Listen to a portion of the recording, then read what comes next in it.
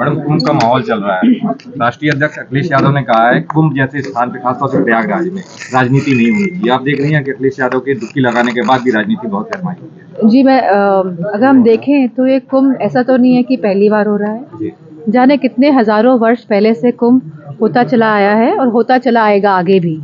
तो जिस तरह से मौजूदा सरकार इस पे राजनीति करने की जो पूरी इनकी जो मंशा दिखाई दे रही है, ये सरासर सही बात नहीं है।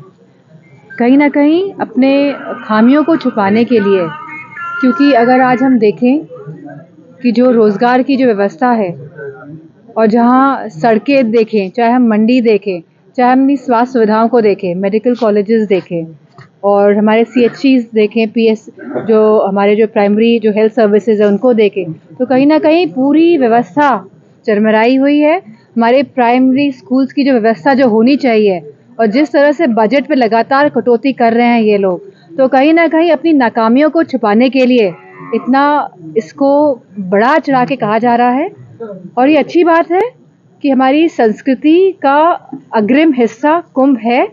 पहले भी हजारों साल पहले था, आज भी है और आने वाले समय में भी रहेगा और ये हमेशा रहेगा। और जितना भी इसमें जो पैसों का जो इस्तेमाल हो रहा है, तो मैं समझती हूँ जितने भी इसमें पैसे लग रहे हैं व्यवस्थाओं को देखने के लिए, ये जो पैसे हैं, ये जो टैक्स के पैसे हैं, इससे ये हो रहा है सारा काम। तो इसमें राजनीति करने की बात कहाँ से आ गई? क्यों इस तरह की होड़ मची हुई है? ये बात ऐसा तो नहीं कहेंगे समझ से परे है, क्योंकि हम जानते हैं कि क्या भावना के साथ और किस मंशा के साथ ये सब हो रहा है। अच्छा, धार्मिक स्थान में कुंभ में खासतौर से योगी ने कैबिनेट मीटिंग बैठाई, कैबिनेट किस तरह से देखती है? हमेशा, क्योंकि बहुत बड़ी स्तर पे यह कुंभ का ये जो पूरा मैनेजमेंट होता है, बहुत करोड़ों लोग आते हैं इसमें हिस्सा लेने के लिए, तो नेचुरली इसमें एक मीटिंग नहीं कई मीटिंग्स बिठानी पड़ती है, क्योंकि पूरी व्यवस्था देखने का जो जिम्मेदारी है वो सरकार की होती है।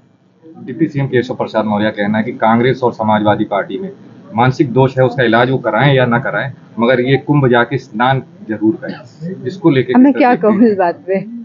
दिल्ली में ये कि UCC उत्तराखंड में खासतौर से UCC लागू होने वाला है। जहाँ जहाँ भाजपा प्रशासित राज्य है वहाँ पे UCC लागू करने की भाजपा की रणनीति है। UCC लागू होने को लेके आपका और समाजवादी, क्योंकि भारतीय जनता पार्टी का जनाधार लगातार घट रहा है और जितने भी इलेक्शंस अभी तक हुए हैं, जो रिजल्ट्स रहा है, तो कहीं ना कहीं भारतीय जनता पार्टी को नुकसान हुआ है और ये बात वो समझ रहे हैं। इस वजह से वो इस तरह के मुद्दे लेके आ रहे हैं कि उनका जनाधार जो घट रहा है, कहीं ना कहीं उसको वो घटने ना दे। दिल्ली विधानसभा चुनाव चल रहे हैं, भारतीय जनता पार्टी कह रही है इस बार कमल खिलेगा, लेकिन केजरीवाल कह रहे हैं जो कि समाजवादी पार्टी का गठबंधन भी है। मैं समझ, आप जो पार्टी है वो पूर्ण बहुमत के साथ दिल्ली में सरकार बनाने जा रही है, क्योंकि ग्राउंड लेवल में हम लोग भी काफ़ी लोगों के संपर्क में हैं और पूर्ण बहुमत आपको और हमारे अरविंद केजरीवाल जी को मिल रहा है। अच्छा, योगी जी प्रचार में गए थे दिल्ली, वहाँ उन्होंने कहा केजरीवाल पे तंज कसा था, क्या यमुना जी में वो डुबकी लगा सकते हैं? उस पर अखिलेश यादव ने डिफेंड करते कहा है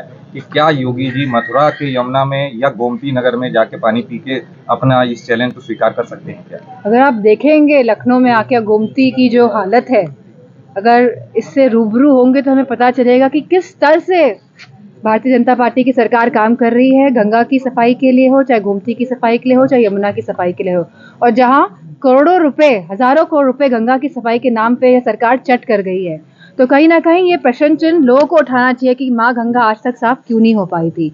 और जितने भी करप्शन इस सरकार में हो रहा है मौजूदा, और हम सब समझ रहे हैं कि किस तरह का करप्शन, पूरे भ्रष्टाचार पूरे उत्तर प्रदेश में हर लेवल पे चल रहा है, और ये जनता भी समझ रही है, ये बात समझ रही है कि करप्शन और भ्रष्टाचार लगातार उत्तर प्रदेश में बढ़ रहा है और जनता तैयार है इस बार भारतीय जनता पार्टी को हटाने के लिए। एक आखिरी सवाल, अखिलेश यादव जी कुंभ नहा लिए, 11 डुबकी लगाई, उन्होंने बात की, लोग सवाल उठा रहे हैं क्या ये किसी तरह का राजनीतिक दबाव था या अपनी स्वेच्छा से कहते हैं या किसी आस्था से?